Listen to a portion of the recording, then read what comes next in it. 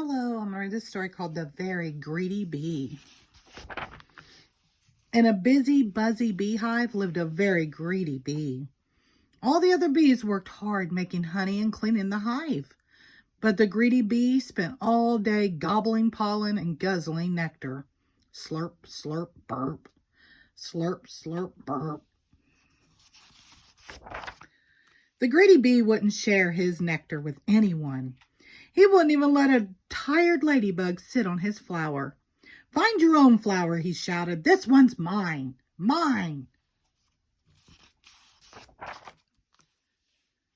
And when one day the greedy bee found a meadow full of the biggest, juiciest flowers he had ever seen, he decided not to tell anyone.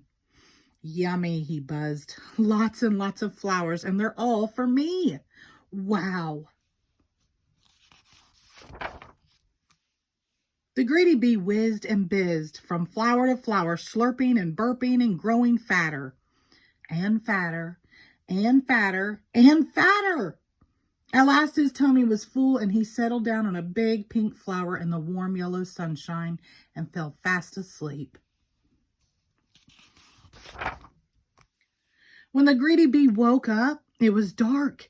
He tried to fly, but his tummy was so roly and poly that biff, bang, thump, he went down instead of up and crashed.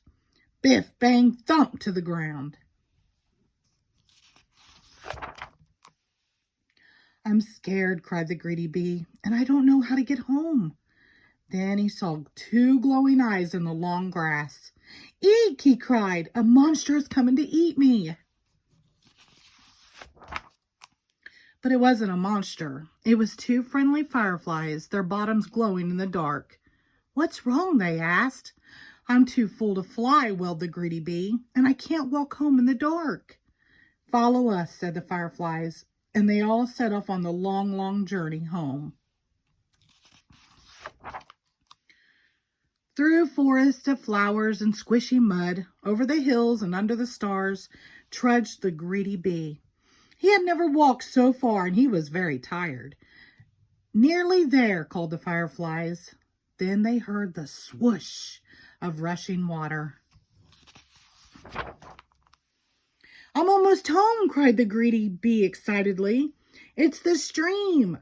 And it was. But his hive was on the other side of it. "Oh, no," said the greedy bee, sadly flopping down on the grass. "How will I ever get across?" "We'll help you," said a tiny ant with a big leaf. The ant and his friends flipped the big leaf onto the water. "Jump on," they cried. Helped by the fireflies, the greedy bee and the ants made their way, splishing and splashing, to the other side of the stream. "Hooray, I'm home!" cheered the greedy bee. "Where have you been?" asked the other bees.